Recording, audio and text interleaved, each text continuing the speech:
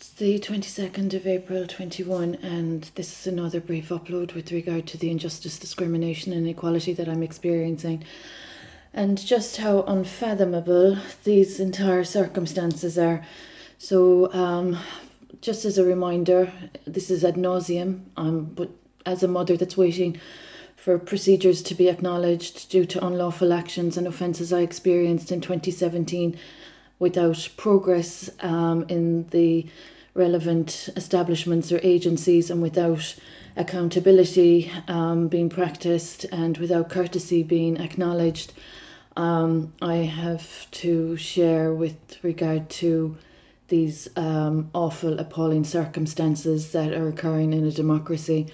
So I'm going to speak about my sacred light, and I'm just going to put a reminder out there to the individuals that damaged my sacred light, and the individuals that stole my sacred light and that altered my sacred light, and the individuals that gained monetarily from my sacred light, that are all common knowledge issues and that aren't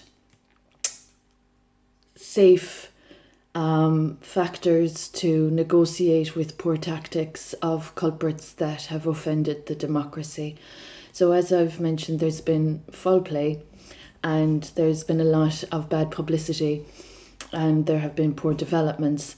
As a universal light worker, it's absolutely shocking. So this is just a brief reminder to the relevant establishments and agencies regarding the unlawful actions and the offences that I've experienced. And as I've mentioned in previous posts, the sacred light damaged from my body is quite expensive.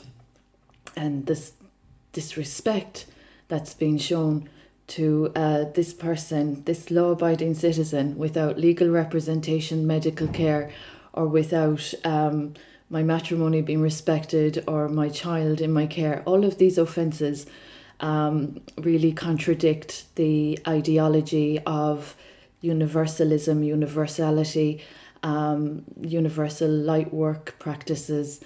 So those newly reformed in their new identities, roles, positions, functions, etc., that are exacerbating their offences against Maria McElligott really are disrespecting universal light workers around the world.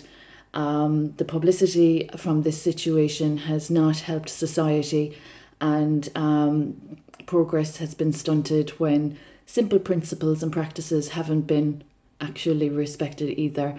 So there's a lack of courtesy, a lack of good practice, and obviously the estimate of damages stolen from my spiritual purpose, and those that have altered or accessed my royal records, my ancestral records, and that would tempt to deny or refute or dispute my royal bloodline are really not helping progress, and really aren't displaying or showing or exemplifying positive mental health.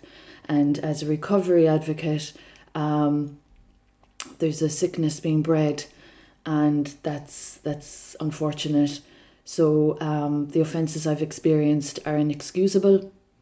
The harms that my child experienced in an unlawful care order are inexcusable, and the disrespect to my lineage and my sacred light body, my gifts, light and blessings, are inexcusable also. So I'd appreciate the Honourable Government having consideration for the expense that culprits have gone to offend priceless gifts, light and blessings and birth of my son. And I'd really appreciate courage and bravery transpiring amidst the fraud that is occurring, because the offences against humanity are just inexcusable. ASBO behaviour I've experienced that wasn't addressed, that's inexcusable. ASBO behaviour is inexcusable, and inexcusable for any self-respecting human being. So the individuals that have been of ASBO behaviour is another concern for me. They have disrupted the peace, they have disturbed my child, and they have perverted the course of justice. So I would appreciate those of credibility that are intelligent human beings to realise the very serious implications of damages to very priceless sacred light from my body and child, and trespassers that intruded upon me. I would appreciate if there could be a bit of faith and integrity and dignity instilled for the future generations. The harms caused to my child, injustifiable, unjustifiable, and the harms I've experienced, the ASBO behaviour that has occurred in society. I would really appreciate all relevant establishments and agencies in that area of behavioural developments to address those of distortion and disturbance in society. So just a reminder of the precious valuables that have been stolen from my child and I, that are not replaceable and that are not